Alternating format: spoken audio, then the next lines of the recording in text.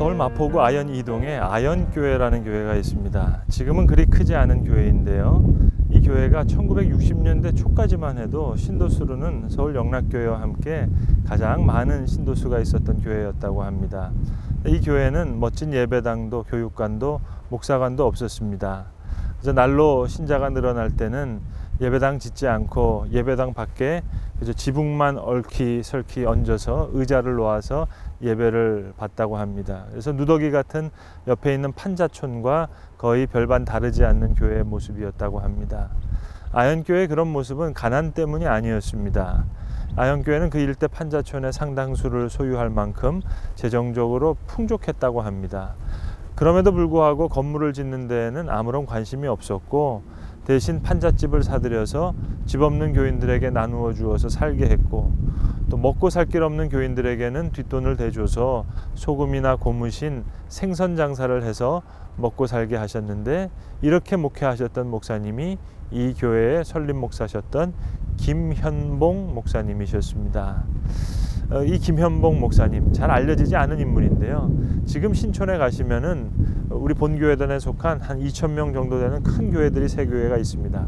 신촌 로타리에 있는 신촌교회, 그리고 염천교회, 창광교회 큰 교회들인데 이 세 교회가 바로 아현교회로부터 분립된 교회였습니다. 그러니까 김현봉 목사님이 돌아가시고 나서 이 목사님을 따르던 목사님께서 다 세 분의 목사님이 신촌교회, 창광교회, 염천교회를 세우시게 됐는데 이 김현봉 목사님은 기도의 사람이었습니다. 그래서 늘 밤 12시에 일어나서 기도하시고 또 새벽 통행금지 해제 사이렌이 울리면 바로 옆에 있는 연세대 뒷산에 올라가셔서 기도대를 만들어 놓고 늘 기도하셨다는 거예요. 나중에는 아현교회 수많은 신자들이 다 목사님을 따라서 나무 하나씩을 정해놓고 그 밑에서 늘 기도하는 모습이 장관을 이루었다고 합니다. 목사님께서 이렇게 하게 된 이유가 더 기가 막힙니다. 그는 동네에서 방앗간 하나 놓으려고 해도 동민들의 허락을 받기 전에는 못 놓는 법이라면서 기독교인들이 이성 잃고 또 다른 사람을 어떻게 생각하든 상관없이 부흥회라고 하면서 떠들고 또 소란스럽게 해서 이웃 주민들의 감정을 상하게 할 수는 없다고 생각했습니다. 그래서 목사님은 교회에서는 절대로 소리내어 기도하지 못하게 했다고 합니다. 찬송은 하나님께 연락해서 영혼으로 부르는 것이지 자기 육체 흥분시키는 것이 아니라고 하는 그런 뜻이었습니다.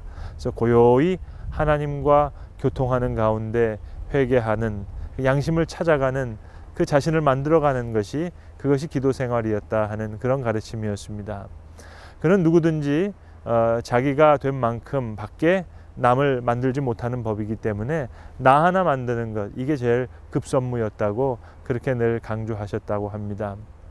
목사님은 산에서 기도하고 내려오시면 곧바로 교인들에게 신방을 갖고 방에 들어가지 않고 그저 문 밖에서 안부 엽줍는 문전 신방이었다고 합니다.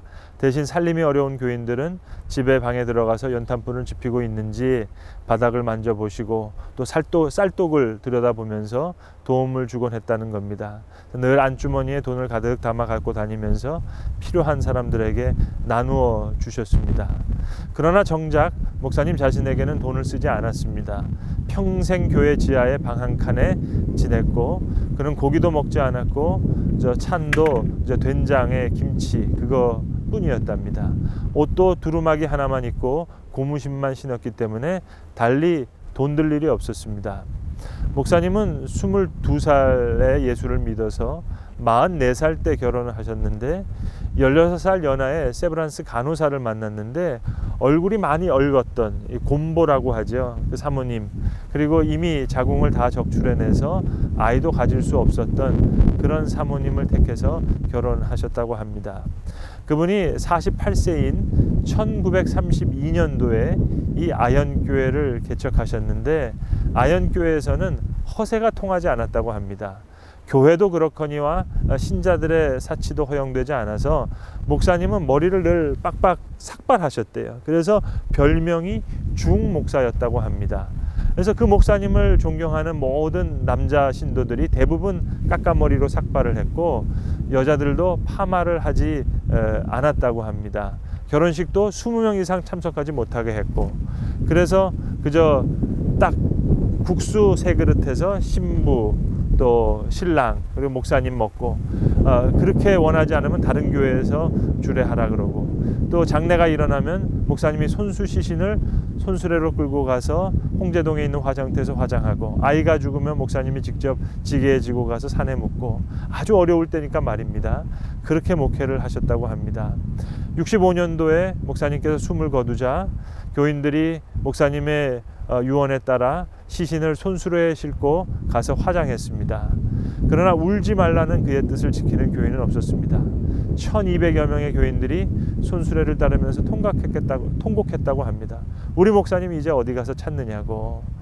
여러분, 불과 40년 전의 한국교회의 모습이 바로 이와 같았다 하는 것입니다. 우리는 이러한 역사에서 많은 교훈을 다시 배워야 되겠고 다시 한번 새롭게 우리의 신앙적인 삶을 점검해야 하겠습니다.